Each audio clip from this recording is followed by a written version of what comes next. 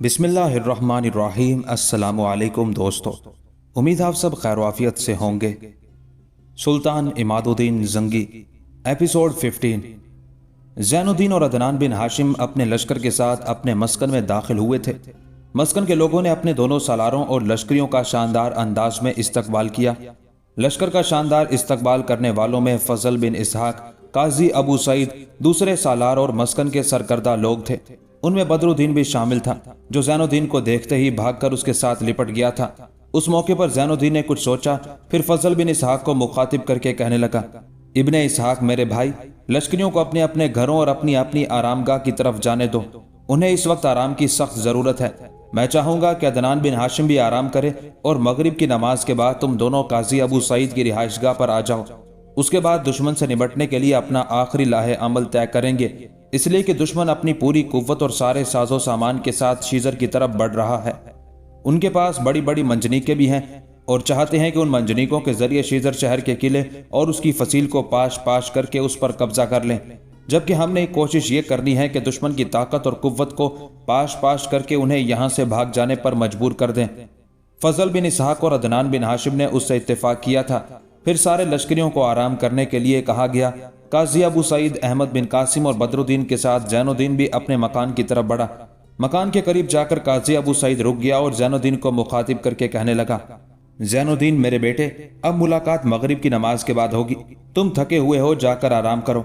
उसके साथ ही काजी अबू सईद अपने मकान में दाखिल हो गए। दूसरी तरफ ज़ैनुद्दीन जब अपने मकान में दाखिल हुआ तो उस वक्त घर के बरामदे में हसीन खूबसूरत 48 बड़ी बेचैनी में इधर उधर टहल रही थी। ज़ैनुद्दीन को देखते ही उसके चेहरे पर मुस्कुराहट बिखर गई थी। आगे बढ़ी और ज़ैनुद्दीन को मुखातिब करके कहने लगी, आपकी आमद से पहले ही हमारे मस्कन में खबरें पहुंच चुकी हैं कि आप और भाई अदनान बिन हाशिम ने दुश्मन पर शानदार और कामयाब शबखून मारा है। यहाँ तक कहते कहते 48 को रुक जाना पड़ा, इसलिए कि मुस्कुराते हुए और उसकी बात काटते हुए ज़ैनुद्दीन कहने लगा, 48, इससे आगे कुछ ना कहना। मैं जानता हूँ तुम शुक्रिया अदा करने की कोशिश करोगी और तुम्हें ऐसा नहीं करना चाहिए, इसलिए कि अब तुम मेरी बीवी हो, मेरी हर कारकर्दगी, मेरे हर मार्के की तुम भी हिस्सादार हो। 48 मुस्कुराते हुए खामोश हो गई। फिर कहने लगी, मैंने तहारत खाने में आपका नया लिबास रखा है, नहाकर लिबास तब्दील करें। मैंने अभी अभी खाना तैयार किया है, खाना अभी गर्म है, पहले खाना खाएं और आराम करें। ज़ैनुद्दीन ने उससे इत्तेफाक किया था। उसने गुस्ल किया, खाना खाया और फिर अपनी ख्वाबगाह में चला गया था। उसी रोज मगरिब की नमाज के बाद ज़ैनुद्दीन, अहमद बिन कासिम और बदरुद्दीन तीनों अपने मकान से निकलकर काजी अबू सईद के मकान का रुख करना चाहते थे कि हवेली के दरवाजे पर दस्तक हुई थी। दस्तक सुनते ही बदरुद्दीन भागता हुआ हवेली के दरवाजे पर जा खड़ा हुआ था। दरवाजा खोलकर किसी से गुफ्तगू करता रहा, फिर पलटा और ज़ैनुद्दीन को मुखातिब करके कहने लगा, एक शख्स आपको बुलाने के लिए आया है। फजल बिन इसहाक और अदनान बिन हाशिम के अलावा दूसरे सालार भी काजी अबू सईद की रिहाइशगाह पर जमा हो गए हैं। उसका कहना था कि अभी थोड़ी देर पहले सुल्तान इमादुद्दीन जंगी की तरफ से भी 3 कासिद आए हैं और उनको भी वहीं बिठा दिया गया है। अब वो सब बड़ी बेचैनी से आपका इंतजार कर रहे हैं। उस मौके पर ज़ैनुद्दीन अपने रद्द अमल का इजहार करना ही चाहता था कि 48 बोल उठी और ज़ैनुद्दीन को मुखातिब करके कहने लगी, अगर आपकी इजाज़त हो तो मैं भी आपके साथ बाबा के यहाँ जाती हूँ। जाहिर है आप सब लोग दीवान खाने में बैठकर गुफ्तगू करेंगे। दीवान खाने और उससे मुल्हका कमरे के बीच में जो दरमियानी दरवाज़ा है, मैं उसके पीछे खड़ी होकर आप लोगों की गुफ्तगू सुन लूंगी। ज़ैनुद्दीन मुस्कुराया और 48 को ऐसा करने की इजाज़त दे दी थी। इस पर 48 की खुशी की कोई इंतहा न थी। फिर सब अपने मकान से निकले, काजी अबू सईद के यहाँ दाखिल हुए। पहले सुल्तान इमादुद्दीन जंगी के कासिदों से तारुफ करवाया गया, फिर ज़ैनुद्दीन उनके सामने ही बैठ गया। फिर उन्हें मुखातिब करके कहने लगा, मेरे अजीज भाइयों, तुम्हारी आमद से पहले हमने ये फैसला कर रखा था कि काजी अबू सईद की रिहाइशगाह पर आज हम मगरिब की नमाज के बाद जमा होंगे और दुश्मन से निपटने का लाहे अमल तैयार करेंगे। अच्छा हुआ इससे पहले ही तुम सुल्तान का कोई पैगाम लेकर आ गए। अब बोलो, क्या सुल्तान इस मामले में कोई तब्दीली चाहते हैं? ज़ैनुद्दीन के उस इस्तफसार पर आने वाले वो मुखबिर एक दूसरे की तरफ मुस्कुरा कर देखने लगे थे। यहाँ तक कि उनमें से एक ज़ैनुद्दीन को मुखातिब करके कहने लगा, अमीर ज़ैनुद्दीन, आपके लिए अच्छी खबर यह है कि सुल्तान अपने लश्कर के साथ यहाँ पहुंच चुके हैं। आपके मस्कन के करीब ही एक इंतहाई मुनासिब जगह वो अपने लश्कर के साथ पड़ाव किए हुए हैं। आप यूं कह सकते हैं कि सुल्तान ने दुश्मन की आमद से पहले ही उसके खिलाफ घात लगा ली है और आपके लिए जंग का एक लाहे अमल और मंसूबा बनाकर भेजा है। اور سلطان کا یہ کہنا ہے کہ اگر اس پر عمل کیا جائے تو دشمن کی طاقت اور قوت کے ہم پرخچے اڑا کر اسے بدترین شکست دے سکتے ہیں۔ یہ الفاظ سن کر زین الدین کے علاوہ عدنان بن ہاشم اور فضل بن اسحاق کے علاوہ وہاں بیٹھے لوگوں کی خوشی کی کوئی انتہا نہ تھی۔ اس موقع پر زین الدین پھر بول اٹھا، مجھے یہ سن کر بے حد خوشی ہوئی ہے کہ سلطان اپنے لشکر کے ساتھ یہاں پہنچ چکے ہیں۔ اب تم لوگ یہ کہو کہ سلطان نے کیا منصوبہ بندی کی ہے۔ اس پر وہ مخبر زین الدین کی طرف دیکھتے ہوئے پھر کہہ رہا تھا، امیر، 2 دن پہلے سلطان اپنے لشکر کے ساتھ یہاں پہنچ چکے ہیں، لیکن کسی کو انہوں نے اس کی اطلاع نہیں کی۔ جو منصوبہ بندی سلطان نے طے کی ہے اسی کے بارے میں پیغام دے کر ہمیں آپ کی طرف بھیجا گیا ہے۔ سلطان چاہتے ہیں کہ جس قدر مسلح جوان آپ کے پاس ہیں انہیں 2 حصوں میں تقسیم کر دیا جائے۔ ایک حصہ آپ لے کر آج رات کے پچھلے حصے میں اپنے مسکن سے نکل کر سلطان کا رخ کریں گے، ہم آپ کے ساتھ جائیں گے۔ سلطان سے ملنے کے بعد سلطان کے کچھ چھوٹے سالار آپ کے ساتھ جائیں گے اور آپ کو وہ جگہ بتائیں گے جو سلطان نے آپ کے اور آپ کے لشکریوں کے لیے گھات لگانے کے لیے مقرر کی ہے۔ فضل بن اسحاق کے لیے سلطان کا یہ پیغام ہے کہ آپ کے برج کے اطراف میں اور ارد گرد جو برج بنے ہوئے ہیں بڑی بڑی چٹانیں اور بڑے بڑے پتھر کھڑے کر دیے گئے ہیں۔ ان چٹانوں اور پتھروں کے پیچھے اور برجوں کے اندر مسکن کے کیا مرد کیا عورتیں بٹھا دیے جائیں۔ بوڑھے لوگ بھی اس کام میں حصہ لے سکتے ہیں۔ ان کے پاس پتھروں کے ڈھیر لگا دیے جائیں اور وہ لوگ جو تیر اندازی کر سکتے ہیں ان کے پاس تیروں کے ڈھیر لگا دیے جائیں۔ انہیں کمانیں مہیا کر دی جائیں تاکہ وہ لگاتار اور برابر آپ کے مسکن پر بڑھنے والوں کی طرف پتھر پھینکیں، تیر اندازی کریں اور اس سارے کام کی نگرانی فضل بن اسحاق کریں گے۔ آپ کی آمد سے پہلے سلطان عماد الدین شیزر شہر کے حاکم اسامہ سے بھی رابطہ قائم کر چکے ہیں اور اپنے پیغام کے ذریعے اسامہ کو بھی سلطان نے چوکس کر دیا ہے۔ اب دشمن سے نمٹنے کا جو طریقہ کار ہوگا جو سلطان نے ہمیں بتا کر بھیجا ہے وہ کچھ اس طرح ہوگا۔ آپ اپنے حصے کے ساتھ نکل کر سلطان نے جو جگہ آپ کے لیے مقرر کی ہے وہاں گھات میں چلے جائیں گے۔ دشمن جب یہاں آ کر پڑاؤ کرے گا تو اسی وقت ہم اپنے کام کی ابتدا کر دیں گے۔ سب سے پہلے شیزر کا حاکم اسامہ اپنے لشکر کے ساتھ نکلے گا اور صلیبیوں کے لشکر کے ایک پہلو پر حملہ آور ہوگا۔ صلیبی ہمارے مسکن کی طرف کم توجہ دیں گے، ان کی زیادہ خواہش یہی ہے کہ شیزر شہر کو فتح کریں۔ چنانچہ اسامہ جب اپنے شہر سے باہر نکل کر ان پر حملہ آور ہوگا تب صلیبیوں کی خوشی کی کوئی انتہا نہ ہوگی، اس لیے کہ سلطان کو مخبر یہ پیغام دے چکے ہیں کہ فرانس اور رومنوں کے شہنشاہ اپنے ساتھ بڑی بڑی منجنیقیں لے کر آ رہے ہیں تاکہ شیزر شہر پر سنگ باری کر کے شہر کی فصیل کو گرا کر مسلمانوں سے یہ شہر چھین لیں۔ جب اسامہ خود ہی شہر سے باہر نکل کر حملہ آور ہوگا تو صلیبی خوش ہوں گے کہ انہیں شیزر شہر کا محاصرہ نہیں کرنا پڑا، منجنیقوں سے کام نہیں لینا پڑا۔ اب وہ اسامہ پر جوابی کارروائی کرتے ہوئے اسے دھکیلتے ہوئے بآسانی شیزر شہر میں داخل ہو جائیں گے۔ جس وقت اسامہ حملہ آور ہوگا صلیبی جوابی کارروائی کرنے کے لیے اس کی طرف لپکیں گے، تب عدنان بن ہاشم اپنے حصے کے لشکر کے ساتھ نکلے گا اور پشت کی جانب سے صلیبیوں پر ضرب لگائے گا۔ جب پشت کی طرف سے عدنان بن ہاشم رومنوں اور فرانسیسیوں پر حملہ آور ہوگا تب اسامہ کی طرف ان کی پیش قدمی رک جائے گی۔ وہ اس خوف اور خدشے کا شکار ہوں گے کہ کچھ لشکر ان کی پشت پر بھی ہیں، چنانچہ وہ اپنے لشکر کو 2 حصوں میں تقسیم کریں گے، ایک اسامہ کی طرف پیش قدمی کرے گا، دوسرا عدنان بن ہاشم سے نمٹنے کی کوشش کرے گا۔ جس وقت یہاں تک کارروائی پوری ہوگی اس کے بعد امیر زین الدین آپ کے کام کی ابتدا ہوگی۔ آپ دشمن کے لشکر کے اس حصے کو اپنا ہدف بنائیں گے جو عدنان بن ہاشم پر دباؤ ڈالنے کی کوشش کر رہا ہوگا۔ اس طرح اس لشکر کی پیش قدمی رک جائے گی جو عدنان بن ہاشم پر چڑھ دوڑنے کے لیے بڑھ رہا ہوگا۔ اس وقت سلطان عماد الدین بھی اپنے حصے کے لشکر کے ساتھ اپنے کام کی ابتدا کریں گے اور وہ دوسری سمت سے صلیبیوں کے اس لشکر کے پہلو پر حملہ آور ہوں گے جس نے اسامہ کی طرف پیش قدمی کرنے کی ٹھان رکھی ہوگی، اور جب سلطان ان پر حملہ آور ہوں گے تو اسامہ کی طرف ان کی پیش قدمی رک جائے گی۔ اس طرح کھلے میدانوں میں کچھ دیر تک رزم گاہ کے اندر دشمن پر ہولناک ضربیں لگائی جائیں گی، اور سلطان کا کہنا ہے کہ ایسا کر کے یقیناً ہم رومنوں اور فرانسیسیوں کو بدترین شکست دے سکیں گے۔ سلطان کا یہ بھی کہنا ہے کہ جب یہ دیکھا جائے کہ ہمارے ہاتھوں شکست اٹھانے کے بعد فرانسیسی اور رومن بھاگنا شروع ہو گئے ہیں تب ہمارے سارے لشکر اکٹھے ہو جائیں گے۔ اسامہ اور عدنان بن ہاشم اپنے اپنے لشکریوں کے ساتھ یہیں رہیں گے تاکہ دشمن دھوکہ دہی سے کام لے کر کسی انجانے راستے سے پلٹ کر آپ کے مسکن یا اسامہ کے شہر شیزر میں داخل نہ ہو جائیں، جبکہ خود سلطان اور آپ دشمن کا تعاقب کریں گے اور ان کی تعداد کو مزید کم کر کے انہیں اس قابل نہیں رہنے دیں گے کہ وہ پھر مسلمانوں کے کسی شہر پر حملہ آور ہونے کی جرت اور جسارت کر سکیں۔ یہاں تک کہنے کے بعد مخبر جب خاموش ہوا تب لمحہ بھر کے لیے زین الدین مسکراتا رہا، پھر ان مخبروں کی طرف دیکھتے ہوئے کہنے لگا، جنگ کی جو منصوبہ بندی سلطان نے کی ہے وہ یقیناً بہترین، عمدہ، لاجواب اور قابل عمل ہے اور اسی پر سختی کے ساتھ عمل کیا جائے گا، اور مجھے امید ہے کہ ایسا کر کے ہم سلطان کی خواہش کے مطابق دشمن کو بدترین شکست دینے میں کامیاب ہو جائیں گے۔ یہاں تک کہنے کے بعد زین الدین رکا، پھر آنے والے مخبروں کو مخاطب کر کے کہنے لگا، میں تم تینوں کے کھانے کا اہتمام کرتا ہوں تاکہ تم اس پر ایک مخبر بولا اور کہنے لگا امیر آپ کو زحمت کرنے کی ضرورت نہیں ہے، کھانا ہم کھا کر آئے ہیں، آپ صرف یہ بتا دیں کہ آپ اپنے لشکر کے ساتھ کب تک اپنے مسکن سے نکل کر سلطان کی طرف جانا پسند کریں گے۔ اس پر زین الدین مسکرایا اور کہنے لگا تم تینوں یہی محترم قاضی ابو سعید کے پاس بیٹھو، احمد بن قاسم بھی تمہارے پاس بیٹھتے ہیں، میں عدنان بن ہاشم اور فضل بن اسحاق کو اپنے ساتھ لے کر جاتا ہوں تاکہ لشکر کی تقسیم کے کام کو آخری شکل دیں۔ اس تقسیم کے بعد میں اپنے مسکن سے نکل کر سلطان کی طرف جانا پسند کروں گا اور تم تینوں بھی کوچ کے لیے تیار رہنا، میں تھوڑی دیر تک لوٹتا ہوں۔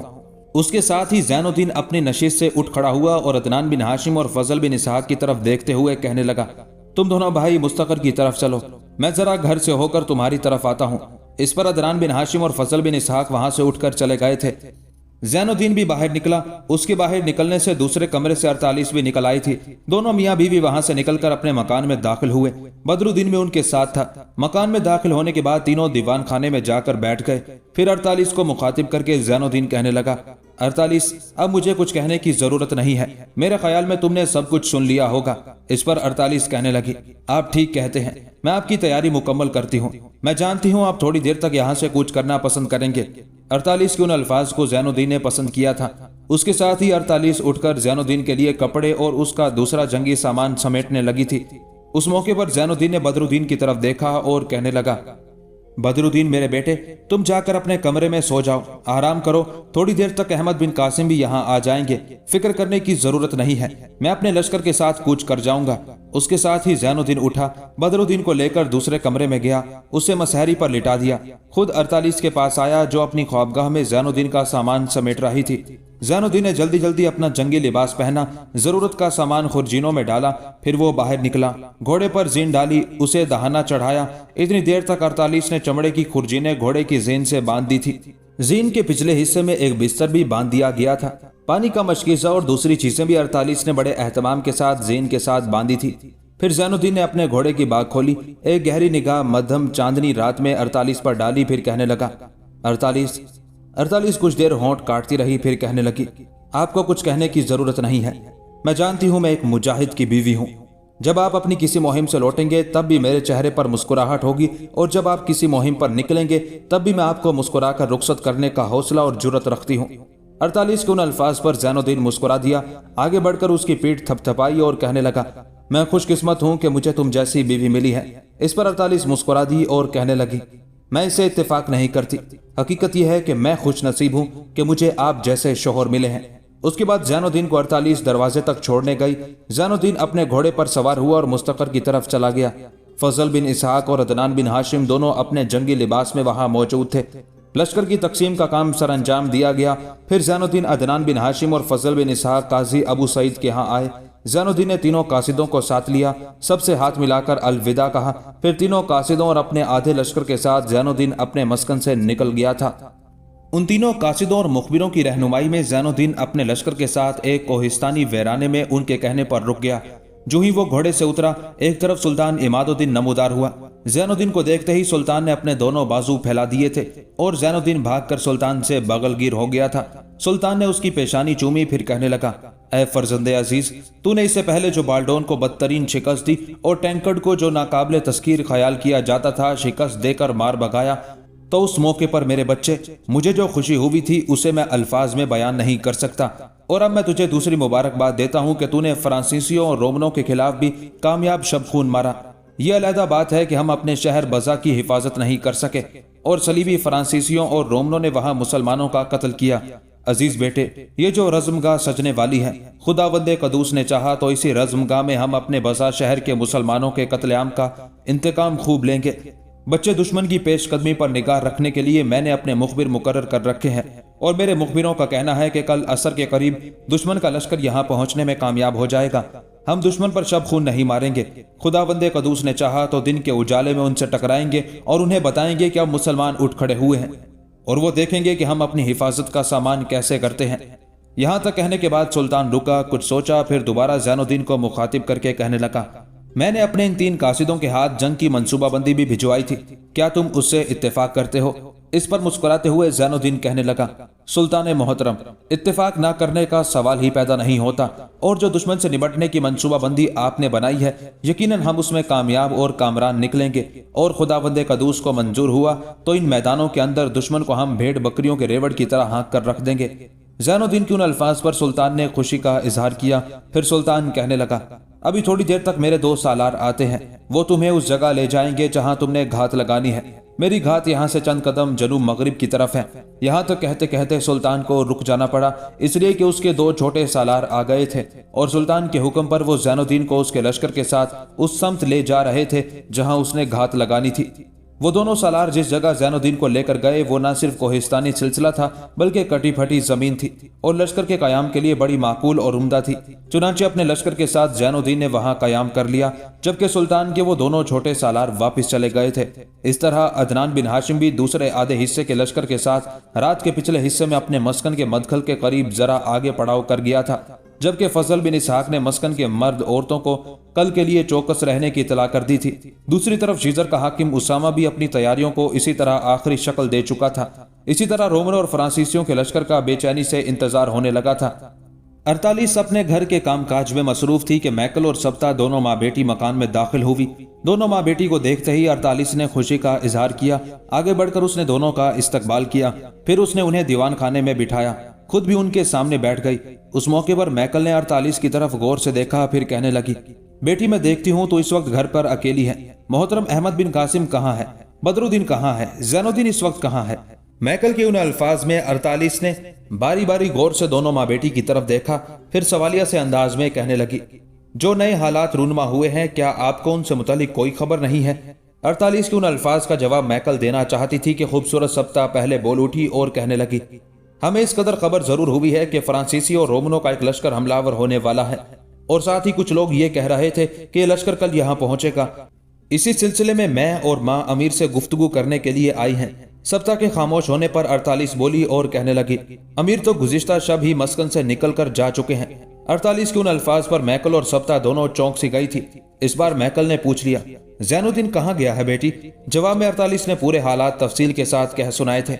48 के तफसील कहने के बाद थोड़ी देर तक खामोशी तारी रही, यहाँ तक कि गुफ्तगू का आगाज बड़ी फिक्रमंदी और तफक्कुरात भरे अंदाज में सप्ताह ने किया। कहने लगी, इसका मतलब है हालात ज्यादा अबतरी का शिकार हैं।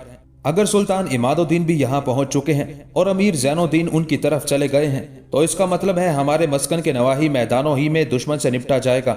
यहाँ तक कहने के बाद कुछ देर तक खामोशी तारी रही, फिर किसी कदर खफगी और गजब का इजहार करते हुए सप्ताह कहने लगी, इन यूरोपीय हुक्मरानों का दिमाग तो नहीं खराब हो गया? बार बार ये मुसलमानों के इलाकों पर क्यों चढ़ दौड़ते हैं? पहले इन्होंने मुसलमानों के खून की होली खेली, जगह जगह शहरों और कस्बों के अंदर मुसलमानों का कत्लेआम किया, और अब जब मुसलमान कुव्वत पकड़ने लगे हैं तो फिर इन्हें अपने लिए खतरात महसूस होने लगे हैं, और एक बार फिर फ्रांस और रोमनों के बादशाह लश्कर लेकर इन सरजमीनों की तरफ चढ़ दौड़े हैं। सप्ताह दम लेने के लिए रुकी, फिर पहले की निस्बत ज्यादा गजब का इजहार करते हुए कहने लगी, न जाने ये यूरोपीय कुव्वतें कब संभलेंगी, कब इनके दिलों से करूद जाएगा। अगर ये इसी तरह शोलों की तरह भड़क कर बुझते रहे तो खुदावंदे कदूस को मंजूर हुआ तो एक रोज वो भी आएगा कि इन्हें बैतुल मुकद्दस से भी महरूम होकर वापस यूरोप का रुख करना पड़ेगा। सप्ताह जब रुकी तब मैकल बोल उठी, अहमद बिन कासिम और बदरुद्दीन इस वक्त कहाँ है? 48 फिर बोली और कहने लगी, मस्कन के अतराफ में जो बुर्ज बने हुए हैं या बड़ी बड़ी चट्टानों के पीछे जो जगह हमवार और साफ कर दी गई हैं वहां पत्थरों और तीरों के ढेर लगा दिए गए हैं। दरअसल हमारे मस्कन के बाहर ये एक अरबखेज टकराव होगा। फ्रांस और रोमनों के हुक्मरान एक बहुत बड़ा लश्कर लेकर इन इलाकों का रुख कर रहे हैं।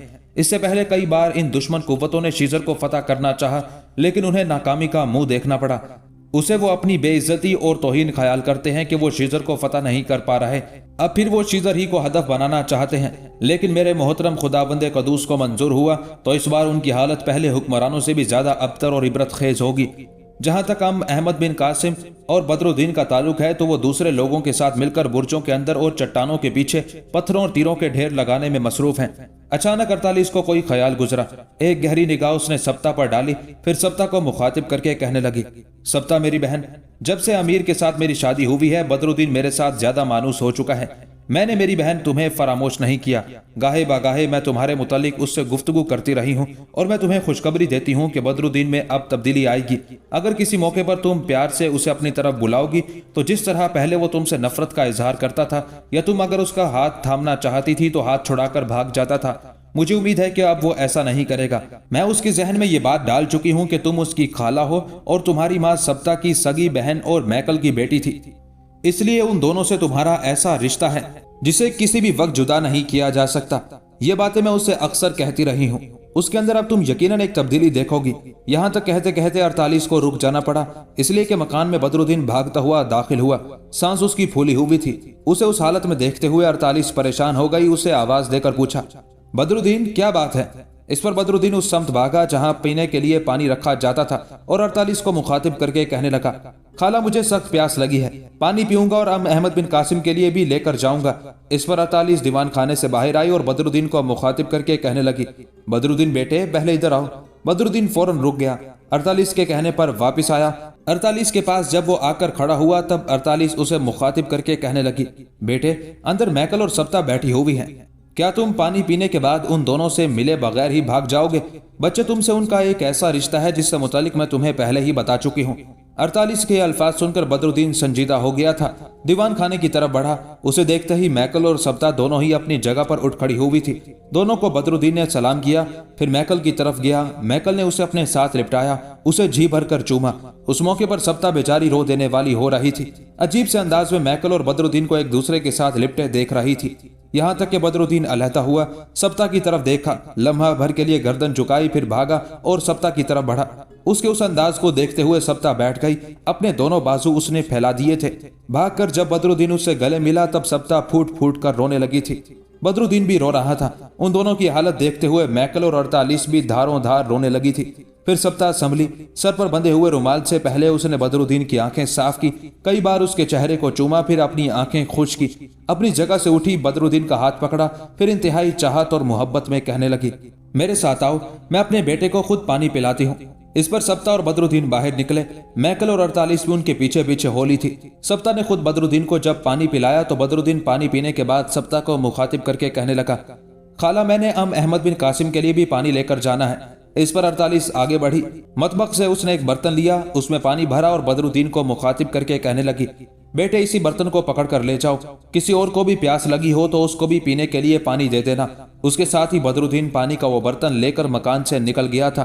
پہلے کی طرح 48 میکل اور سبتا پھر دیوان خانے میں بیٹھ گئی تھی، یہاں تک کہ سبتا نے 48 کو مخاطب کیا اور کہنے لگی، 48 میری بہن، میں تیرا کیسے اور کس طرح شکریہ ادا کروں؟ زندگی بھر تیری ممنون رہوں گی کہ تم نے بدرالدین کا دل میری طرف سے صاف کر دیا ہے، اس لیے کہ سبتا کو رک جانا پڑا۔ 48 فوراً اس کی بات کاٹتے ہوئے کہنے لگی، سبتا تمہیں میں نے بہن کہا ہے، بہن اپنی بہن کے لیے اگر کوئی اچھا کام کرتی ہے تو اس کا شکریہ ادا نہیں کرنا چاہیے۔ جو کچھ میں نے کیا ہے مجھے ایسا ہی کرنا چاہیے تھا۔ اب تم میرے لیے دعا کرو کہ جس طرح میں نے بدرالدین کا دل تمہارے لیے صاف کیا ہے، اسی طرح کسی روز امیر زین الدین کا دل بھی تمہاری طرف سے صاف کرنے میں کامیاب ہو جاؤں۔ جس روز ایسا ہوا میں سمجھوں گی میں تمہاری کامیاب بہن اور امیر زین الدین کی ایک کامیاب بیوی ہوں۔ 48 کے ان الفاظ پر میکل اور سبتا مسکرا رہی تھی، پھر تینوں مل کر آنے والے حالات سے متعلق فکر مندی سے گفتگو کرنے لگی تھی۔ اسی روز عصر کے قریب رومنوں اور فرانسیسیوں کا لشکر شیزر اور زین الدین کے مسکن کے درمیان جو وسیع میدان تھے وہاں پہنچا، اور وہاں انہوں نے خیمے نصب کر کے اپنا پڑاؤ کرنا شروع کر دیا تھا۔ ان گنت بار برداری کے جانوروں سے سامان اتار کر جگہ جگہ ڈھیر لگائے جانے لگے تھے۔ لشکر کے ایک حصے کو چوکس کر دیا گیا تھا تاکہ مسلمانوں کا کوئی لشکر اچانک حملہ آور ہو کر انہیں نقصان نہ پہنچائے۔ اس طرح رومنوں اور فرانسیسیوں نے اپنا پڑاؤ قائم کر لیا۔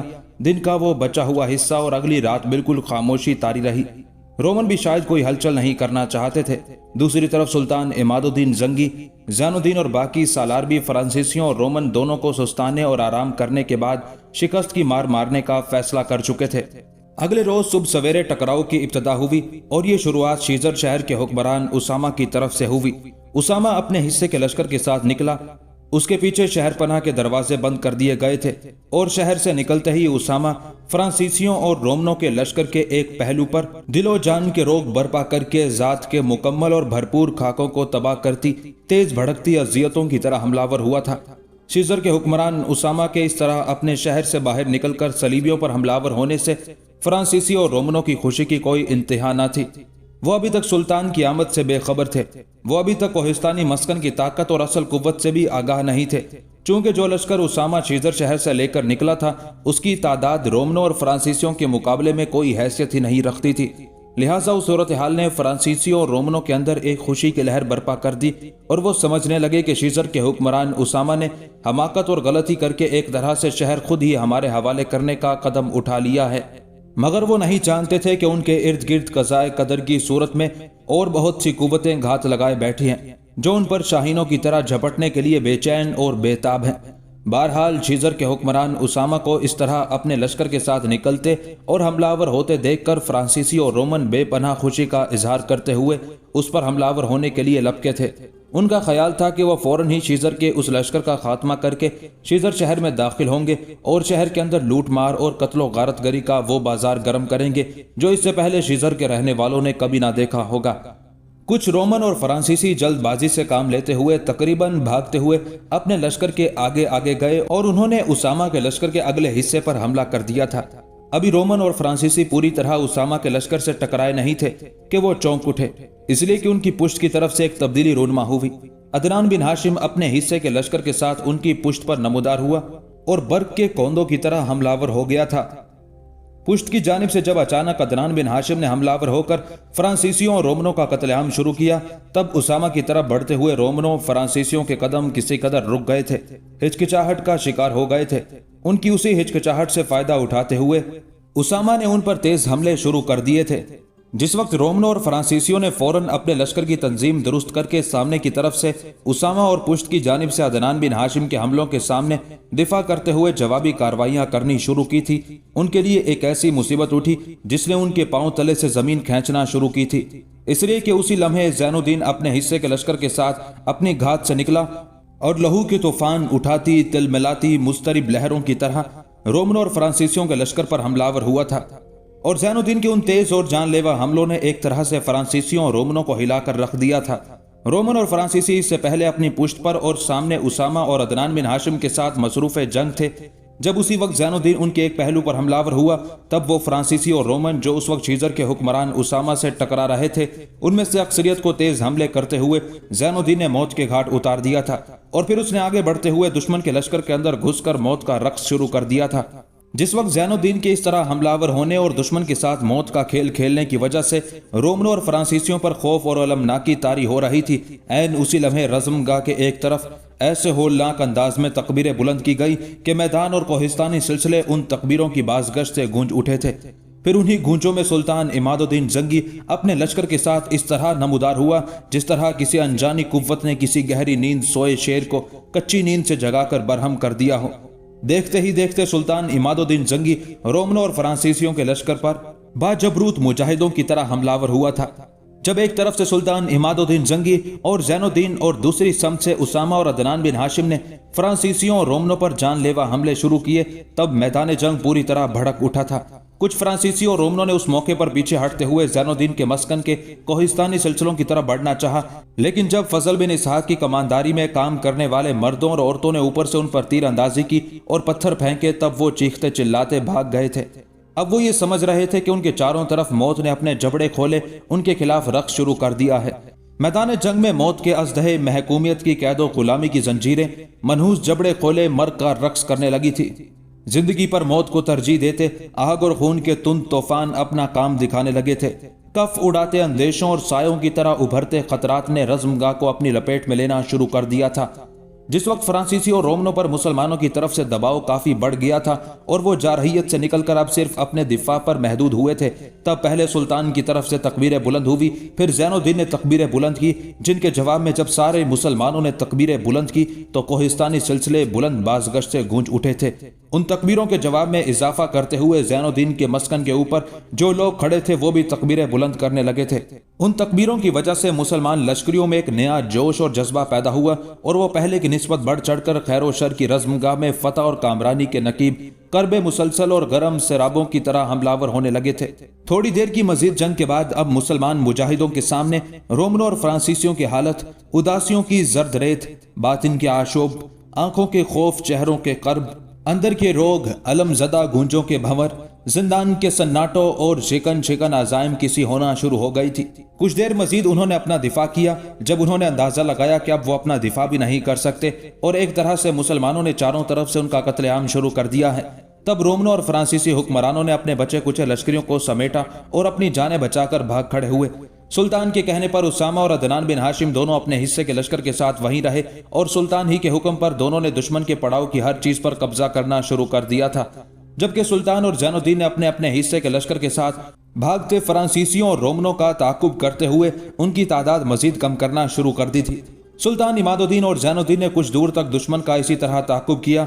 जब उन्होंने अंदाजा लगाया कि फ्रांसीसियों और रोमनों का वो लश्कर अब मुसलमानों के लिए किसी नुकसान का बायस नहीं बन सकता, तब सुल्तान और जैनुद्दीन दोनों अपने लश्कर के साथ पलटे और उन मैदानों का रुख किया था जहां फ्रांसीसियों और रोमनों के साथ टकराव हुआ था। इस जंग से मुतालिक मौर्रखीन लिखते हैं कि रोमन और फ्रांस के शहंशाह को जब मुसलमानों के हाथों बदतरीन शिकस्त का सामना करना पड़ा और अपने ताबड़तोड़ हमलों से मुसलमानों ने यूरोप की इन कुव्वतों को शिकस्त दी, तो रात की तारीकी में भागते हुए सलीबी अपने पीछे बहुत सी मंजनीकें और दूसरा साजो सामान छोड़ गए थे। मौर्रखीन ये भी लिखते हैं कि इमादुद्दीन ने दूर तक उनका ताकुब किया और हजारों सलीबियों को मौत के घाट उतार दिया और कुछ को गिरफ्तार कर लिया। इस लड़ाई में मुसलमानों को बड़ी कसीर मिकदार में माल गनीमत मिला। मुसलमानों की शानदार और अजीम फतह पर बहुत से मुसलमान शोहरा ने कसीदे लिखे। इनमें मुस्लिम बिन खिज़र के कसीदे ने बड़ी शोहरत हासिल की। बहरहाल भागते दुश्मन का ताकुब करते हुए सुल्तान इमादुद्दीन और जैनुद्दीन दोनों उस जगह आए जहां दुश्मन के साथ टकराव हुआ था। दूसरी तरफ फ्रांस और कुस्तुनतुनिया के बादशाह दोनों शिकस्त उठाने के बाद यरूशलेम की तरफ भागे थे। उनका इरादा था कि वो वापस शिकस्त का दाग लेकर यूरोप नहीं जाएंगे, बल्कि यरूशलेम पहुंचकर फिर अपनी तैयारियों को अपने अरूज पर लाएंगे और यरूशलेम के बादशाह बाल्डोन को अपने साथ मिलाकर मुसलमानों पर ऐसी ज़रब लगाएंगे कि मुसलमान कहीं भी जमकर उनका मुकाबला ना कर पाएं। सुल्तान इमादुद्दीन और जैनुद्दीन दोनों जब उन मैदानों में आए जहां रज़्मगाह का रन सजा था, सबसे पहले उन्होंने दुश्मन के छोड़े हुए सामान का जायजा लिया। कुछ देर तक इमादुद्दीन जैनुद्दीन अपने सालारों के साथ उस सामान के गिर्द घूमकर उसका जायजा लेता रहा। फिर सुल्तान एक जगह रुका। उस मौके पर एक गहरी निगाह उसने जैनुद्दीन पर डाली, फिर बाकी सालारों की तरफ गौर से देखा। उसके बाद वो जैनुद्दीन को मुखातिब करके कुछ कहना ही चाहता था कि इस बार जैनुद्दीन ने बोलने में पहल की और सुल्तान को मुखातिब करके कहने लगा, सुल्तान मोहतरम, आप जानते हैं मैंने कभी आपकी बात ठुकराई नहीं।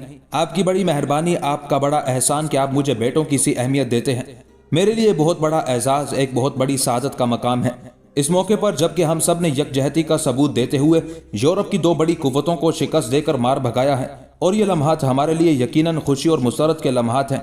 इस मौके पर सुल्तान मोहतरम, मैं आपसे कुछ कहना चाहता हूँ और साथ ही मैं ये उम्मीद रखता हूँ कि आप मेरा कहा टालेंगे नहीं। उस मौके पर सुल्तान इमादुद्दीन ने मुस्कुराते हुए जैनुद्दीन की तरफ देखा, फिर बड़ी शफकत और मोहब्बत में उसे मुखातिब करके कहने लगा, जैनुद्दीन, तुम्हारी हैसियत मेरे बेटे की सी है और कुछ कहने के लिए तुम्हें इस कदर पेश अल्फाज और तमहीद बांधने की जरूरत नहीं है। कहो तुम क्या कहना चाहते हो।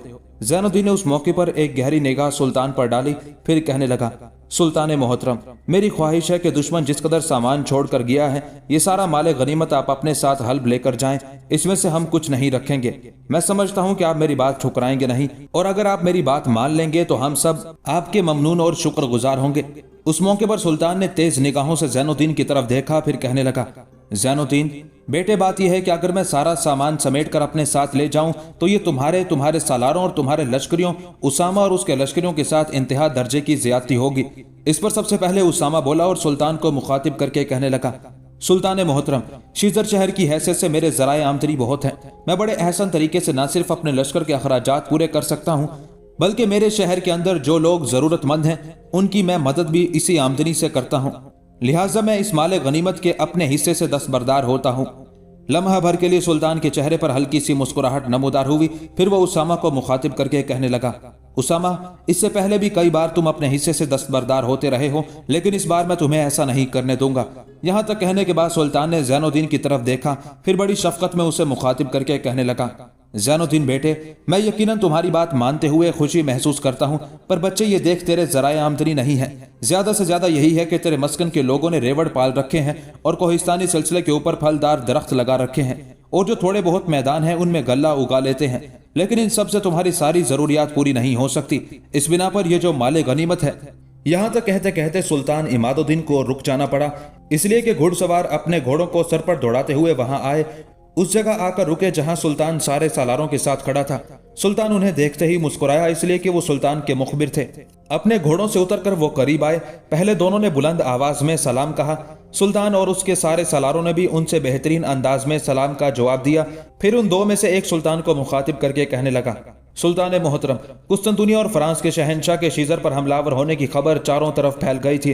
अक्सर ईसाई हुक्मरान मुतमईन थे कि फ्रांस और कुस्तुनतुनिया का मुतहिदा लश्कर मुसलमानों को हर महाज और हर मैदान जंग में शिकस्त फाश देगा और मुसलमानों के आखिरी इलाकों तक फतह के फरीरे लहराता चला जाएगा।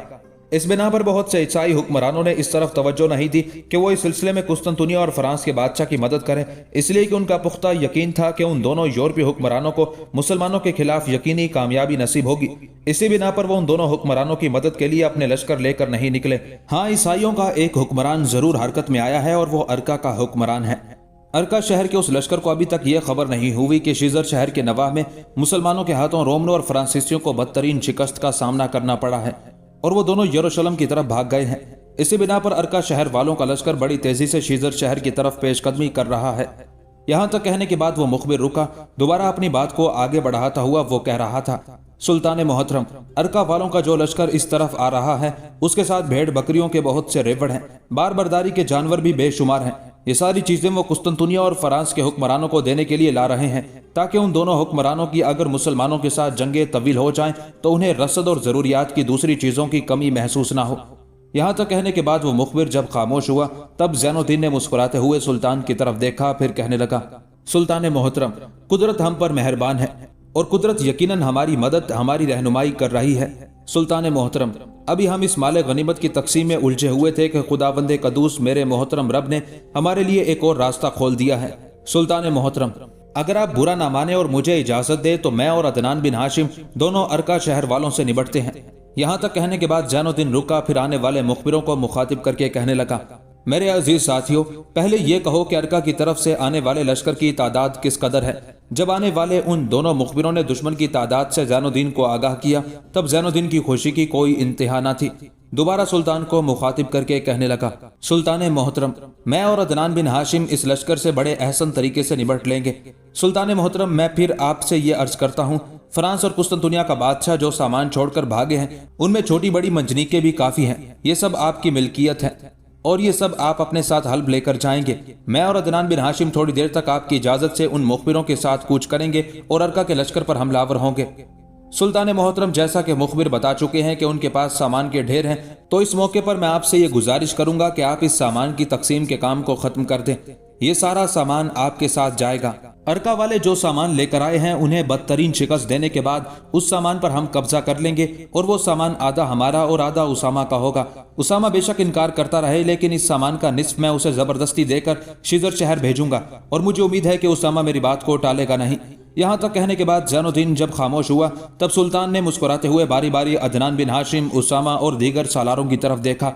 जब उन सारे सालारों ने ज़ैनुद्दीन की उस तजवीज़ से इत्तेफाक किया तब सुल्तान इमादुद्दीन बड़ी खुशदिली से ज़ैनुद्दीन को मुखातिब करके कहने लगा, ज़ैनुद्दीन मेरे बेटे, मुझे तुम्हारी ये तजवीज़, तुम्हारी ये पेशकश मंजूर है। तुम्हारी आमद तक मैं अपने लश्कर के साथ यहीं रुकूंगा। उसामा भी उस वक्त तक मेरे पास रहेगा जब तक तुम अरका वालों को शिकस्त देकर हमारे लिए खुशखबरी लेकर नहीं आते। सुल्तान के उस फैसले से सब खुश हो गए थे। फिर थोड़ी देर बाद ज़ैनुद्दीन और अदनान बिन हाशिम दोनों अपने लश्कर को लेकर आने वाले उन दोनों मुखबिरों के साथ अरका शहर के लश्कर पर हमलावर होने के लिए आंधी और तूफान की तरह वहां से कूच कर गए थे।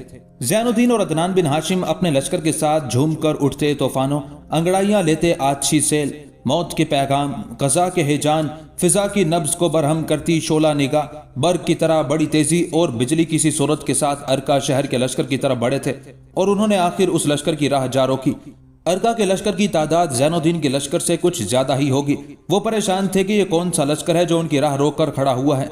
वो तो ये समझे हुए थे कि इन इलाकों में जो भी मुसलमानों के छोटे बड़े लश्कर हैं वो सब कुस्तुनतुनिया और फ्रांस के बादशाह के साथ उलझे होंगे और जब वो भी फ्रांसीसियों और कुस्तुनतुनिया वालों से जा मिलेंगे तो मुसलमानों की ताकत में ज़ौफ़ और यूरोप वालों की ताकत में मजीद इजाफा होगा। चुनाचे जब ज़ैनुद्दीन और अदनान बिन हाशिम ने उनकी राह रोकी तब वो भी मुकाबला करने के लिए बिल्कुल तैयार और मुस्तैद हो गए। अब सूरत हाल ये थी कि दोनों लश्कर एक दूसरे के सामने थे। ज़ैनुद्दीन और अदनान बिन हाशिम दोनों अपने लश्कर के आगे थे और दोनों के दरमियान काफी फासला था। शायद रास्ते ही में उन्होंने अपने लश्कर को दो हिस्सों में तकसीम करके अपनी कार्रवाई की इब्तदा करने का फैसला कर लिया था। चुनाचे जब दोनों लश्कर एक दूसरे के सामने उस्तवार हुए तब अदनान बिन हाशिम ने अपने लश्कर के सामने खड़े ही खड़े फिजा के अंदर एक सुर्ख झंडी लहराई। शायद ये ज़ैनुद्दीन के लिए एक इशारा था कि वो दुश्मन पर ज़रब लगाने के लिए बिल्कुल तैयार और मुस्तैद है। यह इशारा पाने के बाद ज़ैनुद्दीन के चेहरे पर हल्का सा तबस्सुम नमूदार हुआ। उस मौके पर उसने अपने बाएं हाथ में ढाल और दाएं हाथ में तलवार फिजा में बुलंद करते हुए जोरदार अंदाज में तकबीरें बुलंद की। उन तकबीरों का बुलंद होना था कि पूरे लश्कर ने तकबीरें बुलंद करना शुरू कर दी और उन तकबीरों की आवाज़ों ने सिर्फ मैदान जंग ही को नहीं, इर्द गिर्द के कोहिस्तानी सिलसिलों को भी हिला कर रख दिया था। ज़ैनुद्दीन की इस तरह तकबीरें बुलंद करने के साथ ही साथ उसका लश्कर दो हिस्सों में तकसीम हो गया था और बीच में एक खला बन गया था। उसके बाद सबसे पहले ज़ैनुद्दीन ने अपने काम की इब्तदा की। तब्दीली के खूनी इंकलाब की तरह हमलावर हो गया था। ज़ैनुद्दीन के साथ ही साथ अदनान बिन हाशिम भी हर शय के हरफो सौत के सायों को काफलों की गर्द की तरह उड़ा देने वाले अकूबत के समंदर की तरह हमलावर हो गया था। दूसरी तरफ अरका वालों का लश्कर भी ज़ैनुद्दीन और अदनान बिन हाशिम के लश्कर पर सांपों किसी फुनकार और मौत की कराहों की तरह टूट पड़ा था। दोनों लश्करों के टकराने से मैदान जंग में सोबासू बिखरते कहर और कूबकू फैलते अजाब ने अपने रंग दिखाने शुरू कर दिए थे। बदन पारा पारा, चेहरे लहू लहू होना शुरू हो गए थे। आवाजों का तरन्नुम, रूहों का सरूर, महताब चेहरे, फूल जिस्म, रंग भरी सदाएं, आवाजों की खनक, गरज के हर शय खून आलूद होना शुरू हो गई थी। मैदान जंग के अंदर वहशी तमाशे, स्याह तकदीर के साए, बदबख्तियां और होलनाकियां रक्स करने लगी थी। कुछ ही देर के टकराव के बाद अरका वालों के लश्कर की हालत शिकम शिकम को गुरसन्ना करती, ख्वारी और खराबी रूहों को जख्म जख्म करती, काली साजिशों चेहरों को सिलवट सिलवट करते स्याह सन्नाटों की सी होना शुरू हो गई थी। यहाँ तक कि अरका वालों का लश्कर शिकस्त उठाकर भाग खड़ा हुआ। कुछ दूर तक ज़ैनुद्दीन और अदनान बिन हाशिम ने उनका ताक़ुब करके उनकी तादाद को मजीद कम किया। फिर वो पलटे, जख्मियों की देखभाल की। उसके बाद दुश्मन के पास जिस कदर साजो सामान था जो शुमार से बाहर था, उसे समेटकर वो वापस अपने मस्कन की तरफ हो लिए थे। ज़ैनुद्दीन और अदनान बिन हाशिम दोनों जब सारे सामान के साथ अपने मस्कन से बाहर खुले मैदानों में उस जगह पहुंचे जहां सुल्तान के अलावा उस सामान ने अपने लश्कर के साथ पड़ाव कर रखा था, तब सुल्तान ने अपने सारे सालारों समेत ज़ैनुद्दीन और अदनान बिन हाशिम का शानदार अंदाज में इस्तकबाल किया और जो सामान वो लेकर आए थे वो जब बार बरदारी के जानवरों से उतारा गया और बार बरदारी के सारे जानवर एक तरफ कर दिए गए, साथ ही भेड़ बकरियों के रेवड़ जो अरका का लश्कर अपने साथ ला रहा था और जिसे उन्होंने कुस्तुनतुनिया और फ्रांस के बादशाहों के लश्कर के हवाले करना था, सब एक जगह खड़े कर दिए गए थे। सुल्तान सब चीजों का जायजा लेते हुए बेहद खुशी का इजहार कर रहा था कि ऐसे मौके पर कुछ घुड़सवार अपने घोड़ों को दौड़ाते हुए माले गनीमत के उस सामान में दाखिल हुए। उन्हें देखकर सुल्तान चौंका था। सामान का जायजा लेना उसने छोड़ दिया और उनकी तरफ मतवज्जे हुआ। आने वाले करीब आकर रुके, सलाम कहा। उसके बाद सुल्तान को मुखातिब करके कहने लगा, सुल्तान मोहतरम, हम कुछ ऐसी खबरें लेकर आए हैं जिन्हें हम अपने हक में अच्छा ख्याल नहीं करते। सुल्तान गौर से उनकी तरफ देख रहा था, इसलिए कि वो सुल्तान के मुखबिर थे। यहाँ तक कि सुल्तान ने उन्हें मुखातिब किया, जो कुछ कहना चाहते हो जल्द कहो, मुझे तजस्सुस में मत डालो। इस पर जो पहले मुखातिब हुआ दोबारा बोल उठा, सुल्तान मोहतरम, पहली खबर जो हमारे हक में अच्छी नहीं है वो ये कि फ्रांस और कुस्तुनतुनिया के दोनों बादशाह अपने बचे कुचे लश्करियों को लेकर यरूशलेम की तरफ भागे थे। यरूशलेम पहुंचकर उन्होंने यरूशलेम के बादशाह बाल्डोन के साथ साजबाज करके एक बहुत बड़ा लश्कर तैयार करना शुरू किया है और मुनासिब तैयारियों के बाद वो उस लश्कर को हरकत में लाएंगे और हम पर हमलावर होते हुए वो ये कोशिश करेंगे कि आपके हाथों उन्हें जो नाकामियों और शिकस्तों का सामना करना पड़ा है उसका इंतकाम लेकर मुसलमानों के इलाकों में दूर तक तुर्क-ओ-ताज की जाए। दूसरी बुरी खबर यह है कि कुस्तुनतुनिया के बादशाह ने हमारे इलाकों पर हमलावर होने से पहले कुछ तेज रफ्तार कासिद कुस्तुनतुनिया भिजवाए थे और उसने वहां से मजीद लश्कर तलब किए थे ताकि मुसलमानों के खिलाफ अपनी कामयाबियों को यकीनी बनाया जाए। इसी दौरान ये खबरें यूरोप के सारे इलाकों में फैल गईं कि कुस्तुनतुनिया और फ्रांस के बादशाहों ने मिलकर एक नई सलीबी कशमकश की तरह डाली है। लिहाजा इन खबरों को सुनकर जर्मनों का एक बहुत बड़ा लश्कर तैयार हुआ। वो लश्कर पहले कुस्तुनतुनिया पहुंचा और अब कुस्तुनतुनिया के लश्कर के साथ ये मशरिक की तरफ पेशकदमी कर चुका है। कुस्तुनतुनिया यानी रोमनों और जर्मनों का यह मुत्तहिदा लश्कर खुश्की के रास्ते नहीं आ रहा। उन्हें पता है कि खुश्की के रास्ते उन्हें अनातोलिया के मैदानों से गुजरना होगा और वहां सल्जोकी सुल्तान की हुकूमत है, लिहाजा वो उन पर हमलावर होकर उन्हें नाकाबिले तलाफी नुकसान पहुंचाएगा। इस बिना पर वो एक बहुत बड़े बहरी बेड़े के जरिए अंताकिया पहुंचेंगे और वहां से हमारे इलाकों का रुख करेंगे। जहां तक हम खबरें हासिल कर चुके हैं वो 1-2 रोज तक अंताकिया पहुंचकर अपनी कार्रवाइयों की इब्तिदा करेंगे। सुल्तान मोहतरम, तीसरी बुरी खबर यह है कि अरका और बहरीन जो कभी हमारे शहर हुआ करते थे और पिछली सलीबी जंग में सलीबी दोनों शहरों पर काबिज हो गए थे, उन शहरों के नसरानी हुक्मरानों ने मुसलमानों का नातिका बंद कर दिया है। उन दोनों नसरानी शहरों के इर्द गिर्द और आसपास जिस कदर मुसलमानों की आबादी या छोटे बड़े शहर और कस्बे हैं, नसरानी जंगजू उन पर हमलावर होते हैं और मालो असबाब लूट लेते हैं। इसके अलावा इन शहरों के आसपास जितनी शहराएं हैं और रास्ते हैं, वहां मुसलमानों का कोई काफिला सफर नहीं कर सकता। अगर करता है तो उसे अपनी हर चीज से महरूम करके काफिले के मुसाफिरों को मौत के घाट उतार दिया जाता है। यहाँ तक कहने के बाद वो मुखबिर जब रुका, तब सुल्तान ने बारी बारी बड़े गौर से पहले ज़ैनुद्दीन, फिर अदनान बिन हाशिम और दीगर सालारों की तरफ देखा। उस मौके पर ज़ैनुद्दीन सुल्तान को मुखातिब करके कहने लगा, सुल्तान मोहतरम, अगर आप इजाजत दे तो मैं कुछ कहूँ। सुल्तान ने खफगी और किसी कदर घूरने के अंदाज में ज़ैनुद्दीन की तरफ देखा, फिर कहने लगा, ज़ैनुद्दीन मेरे बेटे, ऐसे अल्फाज इस्तेमाल ना किया करो। तुम बेटे की हैसियत से एक ऐसे फर्जंद हो जो मेरे लिए पसंदीदा और काबिल एतमाद हो, एक ऐसे सालार हो जिस पर मैं बद से बदतरीन हालात में भी मुकम्मल एतमाद और भरोसा कर सकता हूँ। कहो तुम कहना क्या चाहते हो। हल्की सी मुस्कुराहट ज़ैनुद्दीन के चेहरे पर नमूदार हुई, फिर कहने लगा, सुल्तान मोहतरम, कबल इसके कि दुश्मनों के इतने बड़े बड़े असाकिर हमारे खिलाफ हरकत में आ जाएं, हम पहले ही उनके खिलाफ यलगार कर दे। पहले अरका शहर का रुख करते हैं। अरका वालों ने वाकई मुसलमानों पर मजालिम की हद कर रखी है और फिर उन्होंने फ्रांस और कुस्तुनतुनिया के बादशाहों की मदद के लिए एक लश्कर भी रवाना किया। गो उस लश्कर को हमने शिकस्त दे दी है, लेकिन अरका वालों का एहतसाब करना जरूरी है। मैं चाहता हूँ यहाँ से कूच करने के बाद पहले अरका पर ज़रब लगाएं और उन्हें जेर करके और अरका को इस्लामी हदूद में शामिल करके फिर बहरीन का रुख करें और वहाँ जो नसरानियों का एक बहुत बड़ा लश्कर है उसका खात्मा करके बहरीन पर भी कब्जा करें। इसलिए कि दोनों शहर पहले हमारे थे। नसरानियों ने गुज़िश्ता सलीबी जंग में उन पर काबिज होकर वहाँ मुसलमानों का बेपनाह कत्लेआम किया था, लिहाजा वहाँ जो हुक्मरान हैं उनसे इंतकाम लेना हमारे फराइज में शामिल है। मैं चाहता हूँ यहाँ से कूच करने के बाद पहले अरका पर ज़रब लगाएं और उन्हें जेर करके और अरका को इस्लामी हदूद में शामिल करके फिर बहरीन का रुख करें और वहाँ जो नसरानियों का एक बहुत बड़ा लश्कर है उसका खात्मा करके बहरीन पर भी कब्जा करें। इसलिए कि दोनों शहर पहले हमारे थे। नसरानियों ने गुज़िश्ता सलीबी जंग में उन पर काबिज होकर वहाँ मुसलमानों का बेपनाह कत्लेआम किया था, लिहाजा वहाँ जो हुक्मरान हैं उनसे इंतकाम लेना हमारे फराइज में शामिल है। यहाँ तक कहने के बाद ज़ैनुद्दीन रुका, फिर कहने लगा, सुल्तान मोहतरम, माल गनीमत में जो सामान हमें मिला है पहले उसे संभालने का एहतमाम करना चाहिए। मैं ये भी नहीं चाहूंगा कि आप अपने लश्कर का एक हिस्सा अलहदा करके अपने हिस्से का माल गनीमत हल्ब की तरफ रवाना करें। इसलिए कि ज़ैनुद्दीन को कहते कहते रुक जाना पड़ा।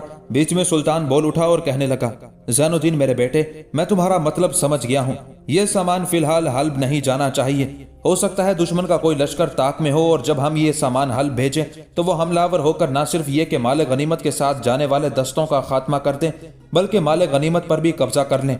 लिहाजा मैं ये पसंद करूंगा कि फिलहाल सारा सामान तुम्हारे मस्कन में मुंतकिल कर दिया जाए। हाँ, जो सामान उसामा के हिस्से का है वो अभी इसी वक्त उसामा के हवाले किया जाएगा। उसामा वक्त जाया किए बगैर उस सामान को शीजर में मुंतकिल कर देगा और उसामा अपने लश्कर के साथ शीजर ही में कयाम रखेगा।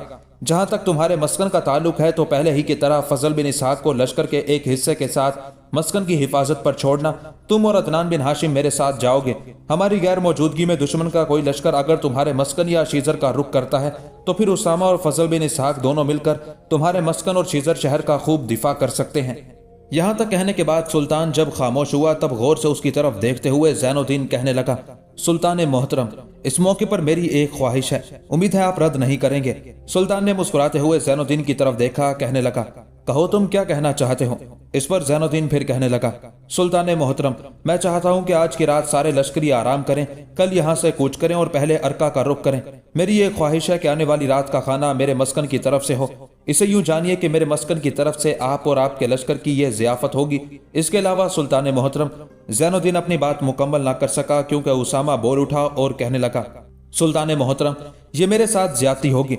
इस ज़ियाफत का एहतमाम जरूर होना चाहिए, लेकिन अखराजात मेरे और ज़ैनुद्दीन के मस्कन के आधे आधे होंगे। अगर ये सारा इंतजाम और एहतमाम ज़ैनुद्दीन ने किया तो मैं ये समझूंगा कि मुझे जानबूझकर एक सादत से महरूम रखा जा रहा है। उसामा के उन अल्फाज पर सुल्तान ही नहीं, ज़ैनुद्दीन, अदनान बिन हाशिम भी मुस्कुरा दिए थे। फिर यही फैसला हुआ कि सुल्तान और उसके लश्कर की ज़ियाफत उसामा और ज़ैनुद्दीन दोनों मिलकर करेंगे। जब ये फैसला हो चुका तब सुल्तान ने बारी बारी उसामा और ज़ैनुद्दीन की तरफ देखा, फिर कहने लगा, पहले तुम दोनों अपने हिस्से का सामान अपनी अपनी महफूज जगह पहुंचाओ। उसामा, तुम अपने लश्कर के साथ शीजर शहर में रहोगे, यहाँ मेरे पास कयाम नहीं करोगे। तुम्हारे यहाँ कयाम करने से शीजर शहर का तहफ़्फ़ुज़ खतरे में पड़ सकता है। زین الدین جہاں تک تمہارا اور عدنان بن ہاشم کا تعلق ہے تو تم بھی اپنے لشکریوں کے ساتھ اپنے مسکن کے اندر اپنے اہل خانہ کے ساتھ قیام کرو گے۔ پہلے اپنے اپنے حصے کا سامان منتقل کرو، اس کے بعد سارے لشکر یہاں کھلے میدانوں میں شام کا کھانا کھائیں گے، پھر اسامہ شیزر میں منتقل ہو جائے گا، تم اپنے مسکن میں چلے جانا۔ فجر کی نماز کے بعد زین الدین تم اپنے لشکر کے ساتھ اپنے مسکن سے نکلنا، پھر ہم یہاں سے کوچ کریں گے اور آج ہی مغرب کی نماز کے بعد میرے حصے کا جو مال غنیمت ہے وہ بھی تمہارے مسکن میں منتقل کر دیا جائے گا۔ بارین اور ارکا شہروں کی مہموں سے فارغ ہونے کے بعد میں واپسی اسی راستے سے اختیار کروں گا اور جس قدر مال غنیمت ہے اس کا زیادہ حصہ اپنے لشکریوں میں تقسیم کر دوں گا۔ اس وقت میں تقسیم نہیں کروں گا اس لیے کہ ہمیں دشمن کے خلاف حرکت میں آنا ہے اور میرے لشکری سامان کو سنبھال نہیں پائیں گے۔ سلطان کی اس تجویز سے اتفاق کیا گیا تھا۔ ارکا کے لشکر کو شکست دینے کے نتیجے میں جو مال غنیمت ملا تھا اسے دو حصوں میں تقسیم کر دیا گیا، ایک حصہ شیزر شہر میں منتقل کر دیا گیا اور دوسرا زین الدین کے مسکن میں چلا گیا تھا۔ جس وقت سامان منتقل کر کے زین الدین اپنے گھر میں داخل ہوا اس وقت 48 گھر میں اکیلی تھی۔ اس نے شاندار انداز میں زین الدین کا استقبال کیا۔ زین الدین نے ادھر ادھر دیکھا، پھر 48 کو مخاطب کر کے کہنے لگا، یہ احمد بن قاسم اور بدر الدین کہاں چلے گئے ہیں؟ اس پر 48 مسکراتے ہوئے کہنے لگی، بھائی فضل بن اسحاق کی سرکردگی میں جو لشکر اپنے برجوں اور چٹانوں کے پیچھے مستعد کیا گیا تھا وہ اسی لشکر میں شامل ہیں۔ آپ بیٹھیں، آپ کو بھوک لگی ہوگی، میں آپ کے لیے کھانا تیار کرتی ہوں۔ اس پر زین الدین نے مسکن سے باہر سلطان سے جو گفتگو ہوئی تھی وہ کہہ دی۔ اس پر 48 خوشی کا اظہار کرتے ہوئے کہنے لگی، بہت اچھا ہے کہ سلطان اور اس کے پورے لشکر کی دعوت آپ اور بھائی اسامہ کی طرف سے ہو رہی ہے۔ یہاں تک کہنے کے بعد 48 رکی، پھر دوبارہ زین الدین کو مخاطب کر کے کہنے لگی، جس وقت مال غنیمت مسکن میں منتقل ہو رہا تھا میں نے ایک فیصلہ کیا تھا اور مجھے امید ہے کہ آپ میرے اس فیصلے سے اتفاق کریں گے۔ کیسا فیصلہ؟ 48 کی طرف سے غور سے دیکھتے ہوئے زین الدین نے پوچھ لیا تھا۔ اس پر 48 خوشکن انداز میں مسکراتے ہوئے کہنے لگی، اس موقع پر میں دو انتہائی اہم امور پر آپ سے گفتگو کرنا چاہتی ہوں۔ اول یہ کہ میں جو قیمتی سامان اور نقدی لے کر آپ کے مسکن میں داخل ہوئی تھی اور میں نے پہلے بابا کے حوالے کرنا چاہی مگر انہوں نے وہ سارا سامان میری ہی تحویل میں رہنے دیا اور اس میں سے نہ کچھ لیا نہ خرچ کیا، نہ اس کی ذمہ داری انہوں نے قبول کی اور وہ سامان میرے پاس ہی رہا۔ اب جبکہ ہم دونوں کی شادی ہو چکی ہے لہٰذا وہ سارا سامان یہاں منتقل ہو چکا ہے۔ میں چاہتی ہوں آئندہ کے لیے جس قدر بھی جنگیں ہوں اس میں سے مال غنیمت جو آپ کے حصے میں آئے اسے آپ دوسرے لوگوں میں بانٹ دیا کریں، اس لیے کہ جو سامان میرے پاس ہے وہ اس قدر ہے کہ ہم دونوں میاں بیوی کے علاوہ ہماری آنے والی نسل کے لیے بھی کافی ہے۔ 48 جب یہاں تک کہہ چکی تب غور سے کسی قدر مسکراتے ہوئے اس کی طرف دیکھ کر زین الدین بول اٹھا، 48 میں تمہارے ارادوں تمہاری اس پیشکش کو سلام پیش کرتا ہوں۔ میں تمہارے ساتھ وعدہ کرتا ہوں کہ جیسا تم چاہ رہی ہو ایسا ہی ہوگا، اس لیے کہ میرے حصے کا مال غنیمت واقعی مسکن کے دوسرے لوگوں کے کام آ سکتا ہے۔ یہاں تک کہنے کے بعد زین الدین رکا، پھر غور سے 48 کی طرف دیکھتے ہوئے دوبارہ اس نے پوچھ لیا، تم نے کہا تھا تم مجھ سے دو باتیں کہنا چاہتی ہو، ایک بات تو تم نے کہہ دی، اب دوسری بات کیا ہے جو تم کہنا چاہو گے؟ زین الدین کے ان الفاظ پر 48 کیونکہ خوشی کا اظہار کر رہی تھی لہٰذا اس خوشی میں وہ زین الدین کو مخاطب کر کے کہنے لگی، میری دوسری بات بھی انتہائی اہمیت رکھتی ہے۔ دراصل میکل اور سبتا دونوں ماں بیٹی میرے پاس آئی تھی اور میری شادی کی خوشی میں انہوں نے کچھ زیورات اور کچھ دوسری قیمتی اشیاء کی صورت میں مجھے تحائف پیش کرنا چاہے۔ اس میں کچھ چیزیں آپ کے لیے بھی تھیں جو وہ آپ کو آپ کی شادی کی خوشی میں دینا چاہتی تھی، میں نے وہ ساری چیزیں قبول نہیں کی۔ ان دونوں ماں بیٹی نے برا تو نہیں مانا، اس لیے میں نے ان سے کہا کہ اس سلسلے میں پہلے امیر سے مشورہ کروں گی اور جو فیصلہ امیر دیں گے اسی پر عمل کیا جائے گا۔ اس بنا پر وہ دونوں ماں بیٹی مطمئن سی حالت میں اپنے گھر چلی گئی تھی۔ اب آپ بولیں مجھے کیا کرنا چاہیے؟ اس لیے کہ وہ جب دوبارہ آئیں گی تو آپ دوبارہ یہاں نہیں ہوں گے تو آخر مجھے انہیں کچھ جواب تو دینا ہے۔ 48 مزید کچھ کہنا چاہتی تھی کہ اس موقع پر مکان میں میکل، سبتا اور بدر الدین تینوں داخل ہوئے تھے۔ اپنی جگہ سے اٹھ کر زین الدین اور 48 نے اٹھ کر ان کا استقبال کیا۔ جب وہ نشستوں پر بیٹھ گئے تب بدر الدین کی طرف دیکھتے ہوئے زین الدین کہنے لگا، بیٹے احمد بن قاسم کہاں ہے؟ اس پر بدر الدین کہنے لگا، وہ ایک برج میں بیٹھے لوگوں کے ساتھ اپنی فتح کے متعلق خوش گپیوں میں مصروف ہیں۔ بدر الدین کی ان الفاظ کا جواب زین الدین دینا ہی چاہتا تھا کہ اس موقع پر میکل بول اٹھی اور زین الدین کو مخاطب کر کے کہنے لگی، زین الدین میرے بیٹے، تمہاری غیر موجودگی میں اور سبتا دونوں ماں بیٹی 48 کے پاس آئی تھی۔ تم دونوں کی شادی کے موقع پر میں اور سبتا نے تمہیں کچھ نہیں دیا تھا، یہی سوچا تھا کہ بعد میں مشورہ کریں گے، اس کے بعد ان دونوں کی شادی میں کچھ تحائف پیش کریں گی۔ بیٹے تمہاری غیر موجودگی میں کچھ قیمتی اشیاء لے کر میں اور سبتا 48 کے پاس آئی تھی، لیکن 48 نے وہ چیزیں لینے سے انکار کر دیا۔ ہمیں 48 سے کوئی شکوہ اور شکایت نہیں ہے، اس لیے کہ اس کا جواب بڑا معقول تھا۔ اس کا کہنا تھا کہ تم سے مشورہ کرے گی اور جو فیصلہ تم کرو گے وہی آخری ہوگا۔ یہاں تک کہنے کے بعد میکل جب خاموش ہوئی تب زین الدین اس کی طرف دیکھتے ہوئے کہنے لگا، अम्मा, आपके साथ मेरा रिश्ता ऐसा है कि आपको कुछ देने की जरूरत ही नहीं है।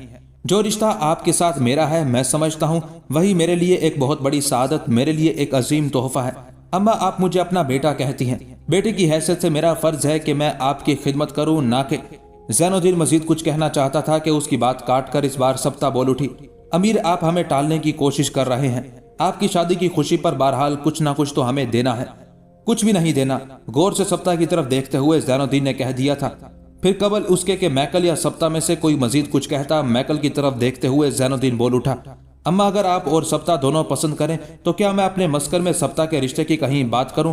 अम्मा, सप्ता की शादी जब किसी अच्छे नौजवान से इसी मस्कन में हो जाएगी तो फिर तुम अपना वो मकान छोड़कर हमारे पास मुस्तकिल रिहाइश रख लेना।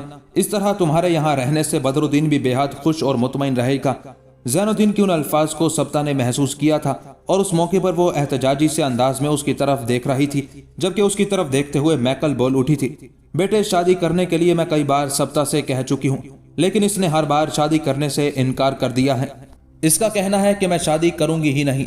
लिहाजा बेटे, इस मौजू पर अब बात नहीं हो सकती, और अगर मैं कभी इस मौजू पर बात करती हूँ तो सप्ता खफा और नाराज होती है। हाँ, हम दोनों माँ बेटी की एक ख्वाहिश जरूर है। कैसी ख्वाहिश? गौर से मैकल की तरफ देखते हुए ज़ैनुद्दीन ने पूछ लिया था। जवाब में मैकल फिर बोली और कहने लगी, ज़ैनुद्दीन मेरे बेटे, मैं और सप्ता चाहती हैं कि जब तुम किसी मुहिम पर हुआ करो, मस्कन में मौजूद ना हो, तो क्या ऐसा मुमकिन नहीं कि मैं और सप्ता दोनों यहाँ 48 के पास आकर रह लिया करें? इस मौजू पर पहले 48 से मेरी बात हुई थी तो मैंने इस ख्वाहिश का इजहार किया था कि कभी कभी बदरुद्दीन हम दोनों माँ बेटी के पास रह लिया करे। इस पर 48 कहने लगी, उसके बगैर तो मेरा जी नहीं लगता, लिहाजा मैं चाहती हूँ कि।